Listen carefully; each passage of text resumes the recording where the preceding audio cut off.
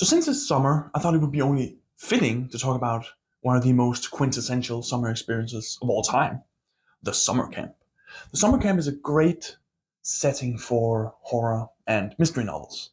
It has a remote location, innocence in the form of children and or young adults, a lake that someone inevitably drowns in. And then the question is, do they come back? Or do they stay dead? Summer camps are, of course, in plenty of horror and mystery novels, and the book I'm going to talk about today is The Last Time I Lied. I don't know why I said it like that. By Riley Sager. He only did the only one left, which is the book I've read before this. And in my opinion, this one is just a little bit better. For the reasons I'm going to tell you about right now. The book is about Emma. She's an artist. As a child, she went to this prestigious summer camp, and she was part of this group, and she befriended a girl named Vivian and two other girls. And one day, they all disappeared, and Emma is left all alone, wondering what happened. There's no sign of murder or kidnapping or anything suspicious. They just vanished from thin air, which is inherently a good mystery hook, like what happened to them, right? Years later, they're reopening the camp, and the owner wants Emma back as an instructor this time.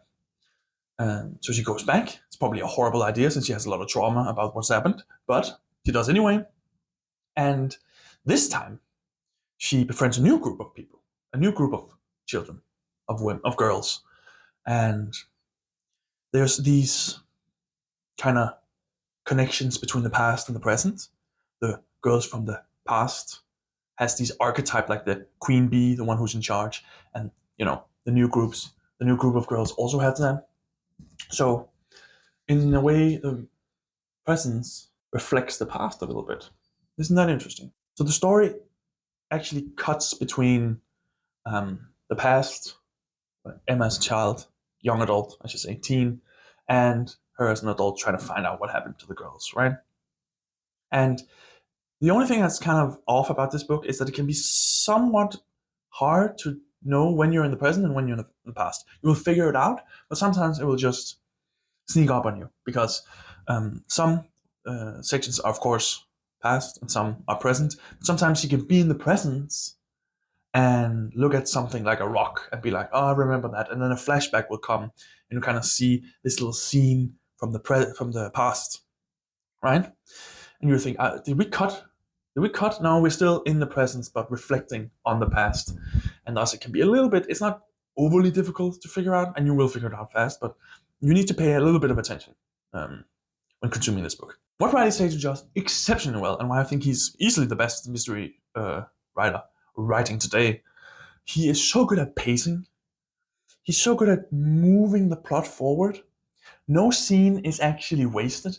You always either get to know the characters more, move the plot along, establish more mystery. The more time the story goes on, the more it unfolds, right? And a good mystery should do that. Everything's become clearer, and there's more mysteries. He's very good at like having small mysteries come up here and there, but everything becomes clearer, even though there's more things going on. And the more things you know, the more characters get to learn their backstory.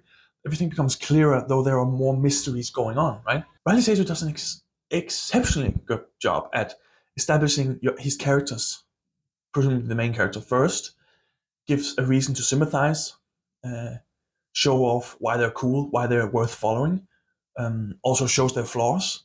So and he's very good at front-loading the mystery too, right? So instantly you have someone to care for and a mystery you want to know what happens in. He does that in a lot of his books. He's so good at front-loading those two things, so you're just kind of hooked from the start, which almost seems like a hack. It almost seems like a cheating thing to do. He's very good at it. Now, the reason this book is so good is actually not because of the mystery. The secret sauce is the adolescence, right? It is about Emma and Vivian in the past. It's about adolescence. It's about being 13, looking up to the older kids, talking about sex.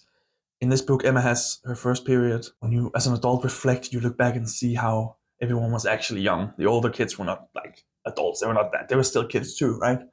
And you might think that's more of a teen-ish story, but that's not at all was the case. It's so well made. It's kind of like in It, right?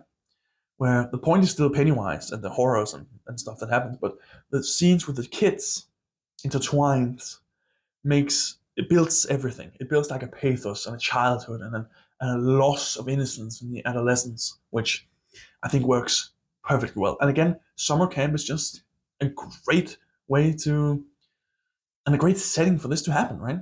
Because you have a lot of activities, you have a lot of fellow young kids, and then something horrible happens and you lose your innocence. That's certainly what happened to Emma in the presents. He also does something really cool with the structure. Like the book starts off with where you're almost told what happened with the girls, but like from the perspective of Emma telling it to you. So it's like, but in a poetic way. So the book is kind of written like in the beginning. It's like imagine you wake up, you know something's wrong. You have this sinking feeling of dread. Your heart pounds. You open the door. You know you're about to see something, but you see nothing. You walk around the camp, but you won't find them anywhere. And you're like, this is a hook, man. I am so hooked right now. That's such a brilliant way to do that. And he writes the passage like the beginning like this, and it's so good.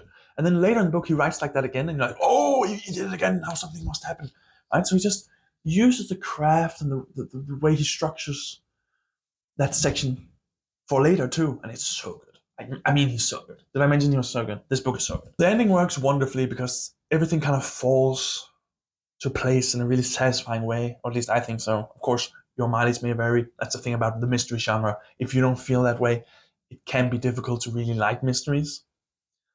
If you don't like the twists or the hook or anything, it can be really, really hard to like it. Um, so it's the mystery genre is very. You need a good structure. Yeah, I think it's a great book. I think it falls well within the summer camp horror mystery genre that I just invented right now for this particular book. The book is excellent, and I highly recommend it. I finished Riley Sager and instantly wanted another one. Normally, when I finish an author I really like, I tend to kind of hide them. Like, okay, now I know I like this author's work. I'm gonna put them over here. So when I'm in the mood for something good or that this voice, I can consume that, right? But here I just want another one. Just want another one. And there's gonna be more Riley Sager stuff. There's gonna be a author spotlight video. There's gonna be so much. I'm gonna rank his shit. So yeah, read the book. If nothing else, the summers, I don't know. There's still a little bit of summer left. This one I feel is a great thing to read within the summertime. Really fits the vibe, really fits the time. Very good. And Emma is a great protagonist. The book also has room for ambiguity, where like, okay, is this really happening or is it in her head, right? Is this really there's enough ambiguity to where this you can kind of interpret the story in different ways. Not a lot, but still like a little bit of room, which I appreciate greatly. And I think the final reveal actually works well, where I thought in The Only One Left, he did like a twist too many at the end, and the last one I didn't really buy. Here, he does the exact same thing, but for me, it lands better this time. So, great book, great opportunity. Go read it. It's great. Bye.